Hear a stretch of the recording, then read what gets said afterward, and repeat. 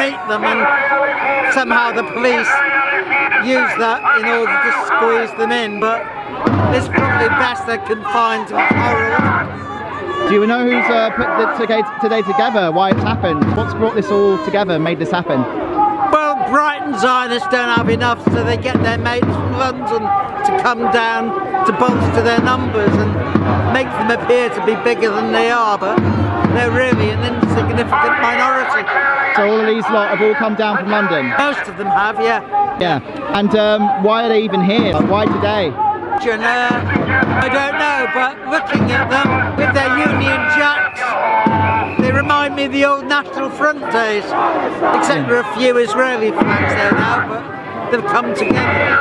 And what do you think is the way forward from here on out? Like after today, what effect, if any, do you think this is going to have on the state of things in To Brighton? keep building solidarity for Palestine and get the argument across that Zionism isn't a Jewish movement. It's a genocidal imperialist movement, and always was. And I think people understand that better now. We've just had a big by-election victory, so we should celebrate that too. The two Zionist parties were heavily defeated. Though, yeah, politically they have very little support.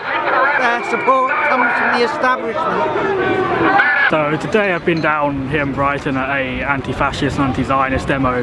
We heard recently that the Zionists and a group called Our Fight, a violent far-right hooligan group, were coming down to terrorise people in our community and our city. A few of us went up to the station to get an idea of numbers and what was happening. When we saw them there, we saw them march very briefly to the Green Party's office. Here they chanted horrific chants at the Green Party. They put anti-Semitic and far-right stickers all over the Green Party offices. They even came up to myself and a comrade and Sikh-hiled in our face. During this point, there was myself and two other people. We got attacked by the Zionists. They threw water at us. They got very aggressive in our faces. There was very little police protection for this. Following this, we followed them down towards the clock tower. Before they got to the clock tower, they physically assaulted someone on the street.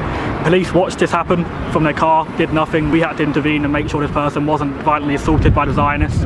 They then made it down to the clock tower, in which a more violent confrontation happened, including with the police.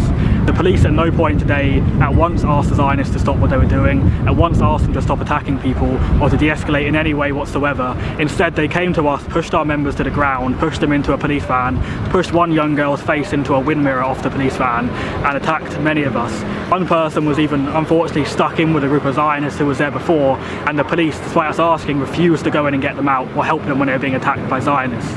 This was more or less the end of this part of the demonstration. They then marched down into Hove and made threats against PSC. We followed them here, and there's been a number of confrontations. Quite thankfully, we have managed to push them off.